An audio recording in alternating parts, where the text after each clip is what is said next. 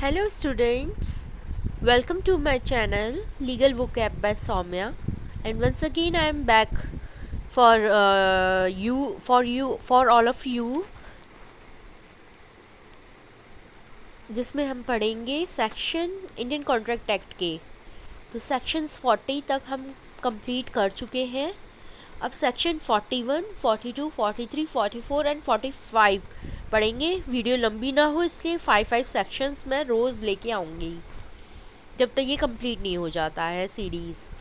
तो तब तक बने रहिए हमारे साथ और आगे की, और लाइक शेयर सब्सक्राइब करना बिल्कुल भी ना भूलें। आप लाइक नहीं करते हैं, शेयर नहीं करते हैं, सब्सक्राइब नहीं करते एंड कमेंट्स भी नहीं करते हैं। अपनी क्वारीज़ को पूछिए, तो हमें कैसे पता चलेगा कि आपने कुछ अच्छा इसमें मोटिवेशन या कुछ आपको मिला है या फिर कुछ अच्छा सीखने को मिला है। तो प्लीज़ इसमें कमेंट करना ना भूलिएगा। तो दोस्तों चलिए बिना देरी करके स्टार्ट करते हैं। सेक्शन 41 जो कि है effect of accepting performance from third person. तो इसका क्या मतलब हुआ? सेक्शन 41 ये कहता है कि जब कोई प्रॉमिसी एक्सेप्ट करती है या करता है परफॉर्मेंस ऑफ द प्रॉमिस किसी थर्ड पर्सन से, तो he can't afterwards enforce it against the promiser. तो वो जो है थर्ड पर्सन, जो प्रॉमिसी है वो थर्ड पर्सन ही कांट, ही का मतलब promisee can't afterwards enforce it, promisor के अगेंस्ट इसको लागू नहीं किया जा सकता बाद में प्रॉमिसी के द्वारा। आई होप ये क्लियर हो गया होगा। अब सेक्शन 42 पढ़ते हैं। डिवोल्यूशन ऑफ जॉइंट लाइबिलिटीज़ क्या कह रही है। तो devolution of joint liabilities section 42 में है, जो कि कहता है कि जब दो और दो से ज़्यादा पर्सन जॉइंट प्रॉमिस करते हैं देन तब क्या होता है, unless A contrary intention appears by the contract, जब तक कि कॉन्ट्ररी इंटेंशन अपीयर नहीं होता है कॉन्ट्रैक्ट के द्वारा, ऐसे सभी पर्सन्स को उनकी जॉइंट लाइफ्स के दौरान और उनके डेथ के बाद, उनमें से किसी भी की भी अगर डेथ हो जाती है या उनके रिप्रेजेंटेटिव है जॉइंटली विद द सर्वाइवर, कोई his representative jointly with the survivor है कोई, या सर्वाइवर्स हैं, and after the death of the last survivor, और डेथ होने के बाद उस लास्ट सर्वाइवर के जो रिप्रेजेंटेटिव्स होंगे जॉइंटली सब फुलफिल करेंगे उस प्रॉमिस को। समझ में आया? कमेंट करते रहिएगा। Any one of joint promisor, अब सेक्शन 43 पढ़ते हैं। Any one of joint promisors में be compelled to perform. Section 43 क्या कहता है, आइए जान लेते हैं। जब कोई दो या दो से अधिक पर्सन में की जॉइंट प्रॉमिस बनाते हैं, तो जो प्रॉमिसी है वो absence of express agreement to the contrary, कोई एक्सप्रेस एग्रीमेंट होगा इसके विरुद्ध, तो कंपेल करेगा one or more of such joint promisors to perform the whole promise. Each promisor, हर प्रॉमिसर कंपेल करेगा कंट्रीब्यूशन को।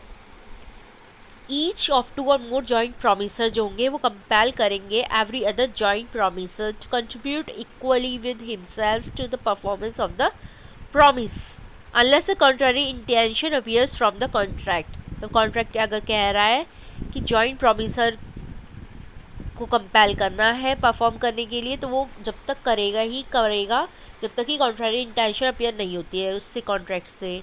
जैसे कि sharing of loss by default in contribution, contribution की डिफ़ॉल्ट में से शेयरिंग ऑफ लॉस हो जाता है, यानी कि अगर एक या एक one of two or more joint प्रॉमिसर्स हैं, दो या दो से ज़्यादा, वो डिफ़ॉल्ट करते हैं कंट्रीब्यूशन से, तो जो रिमेनिंग जॉइंट प्रॉमिसर होगा मस्ट बियर द लॉस। तो जो बचा हुआ बाकी जो जॉइंट प्रॉमिसर्स होंगे वो लॉस को उठाएंगे, उसका कंपनसेट करेंगी arising from such default in equal shares में। एक्सप्लेनेशन समझते हैं इसका। Nothing in this section shall prevent a surety from recovering from his principal. इस सेक्शन में कोई भी चीज़ इस बात को नहीं रोकती है कि श्योरिटी को प्रिंसिपल से recovery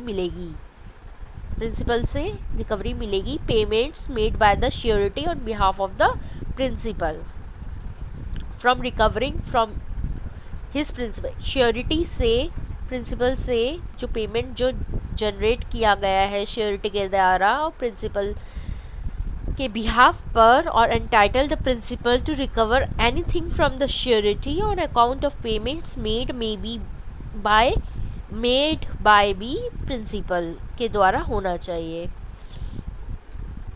surety on account of payments made by the principal. Illustrations जान लेते हैं जो आपको मदद करेगा इस पूरे सेक्शन 43 को समझने में।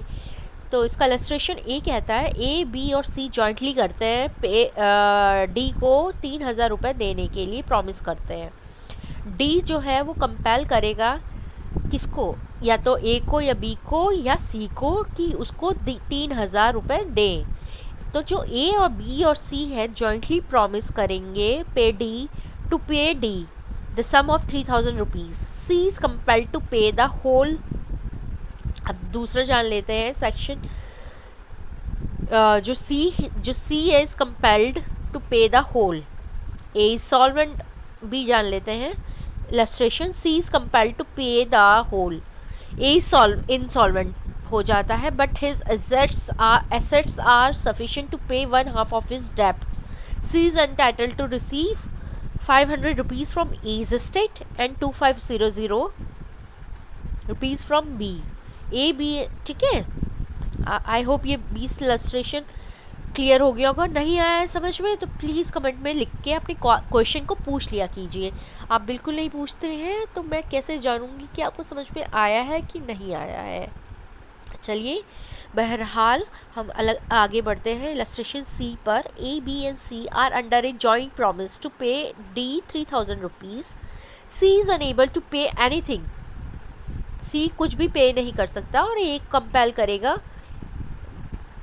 पूरा उसे देने के लिए। एंड ए इज़ कंपेल्ड, ए को पूरा देने के ए को कंपेल किया गया है पूरा देने के लिए शेयर।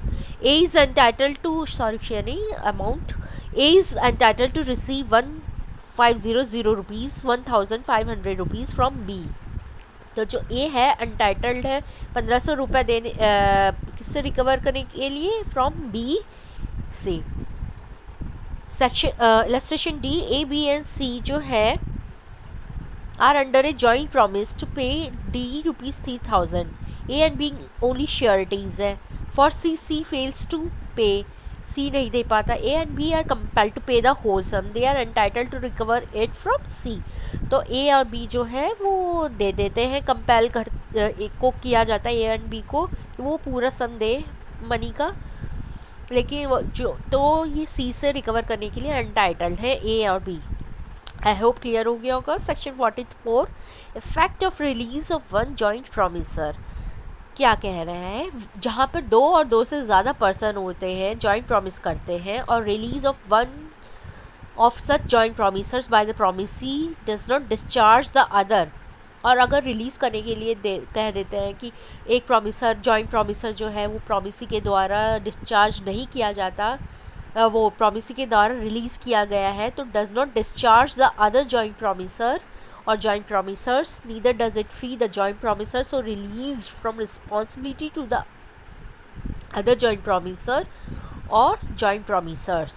I hope ये clear हो गया होगा आपको कि जब कोई 2 या 2 से ज़्यादा पर्सन जो होते हैं वो जॉइंट प्रॉमिस करते हैं तो जो रिलीज़ करता है होता है एक किसी ऐसे जॉइंट प्रॉमिसर का प्रॉमिसी के द्वारा, तो वो डिस्चार्ज नहीं किया गया है अदर जॉइंट प्रॉमिसर को, ना ही उसको फ्री किया गया है कि जॉइंट प्रॉमिसर सो रिलीज़ जो हुआ है उसको उसकी रिस्पॉन्सिबिलिटी से हटा दिया जाए या to the other joint promisor or joint promisors from responsibility to the other joint promisor or joint प्रॉमिसर्स।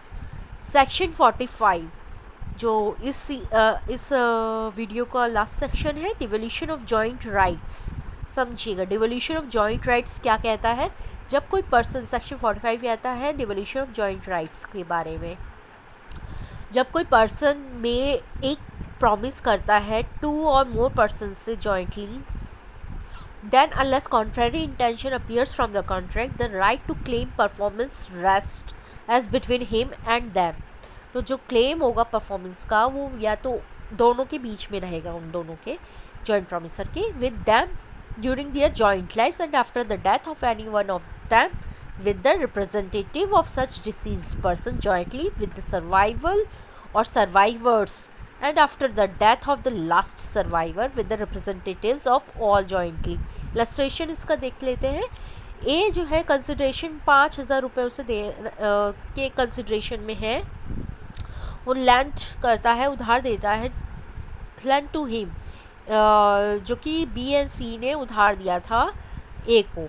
promises B and C to repay, ए जो है बी और सी को जॉइंटली रिपे करने के लिए बाध्य है, दैट्स रिपे करने के लिए प्रॉमिस करता है, that sum with interest on a day specified. B मर जाता है तो जो right to claim performance rest with B's representative jointly with C. C भाई बी मर गया है तो उसका रिप्रेजेंटेटिव आएगा जॉइंटली उस सी के साथ करने के लिए परफॉर्मेंस को, उसको देना होगा during C's life and after the death of C with the representatives of B and C jointly. और अगर सी बी की भी डेथ हो जाती है तो सी के डेथ के बाद उसके रिप्रेजेंटेटिव बी एंड सी के रिप्रेजेंटेटिव्स जॉइंटली जो होंगे वो रिकवर कर सकेंगे ए से 5,000 रुपीज़। आई होप ये क्लियर हो गया होगा आपको। आपको ये सीरीज़ कैसे लग रही है do mention in the comment box. And अगर आपको कोई भी चीज़ में मिस्टेक लगती है, कमी लगती है या सुधार करने की कोई आवश्यकता है हमें, तो वो भी कमेंट बॉक्स में लिखना ना भूलिएगा।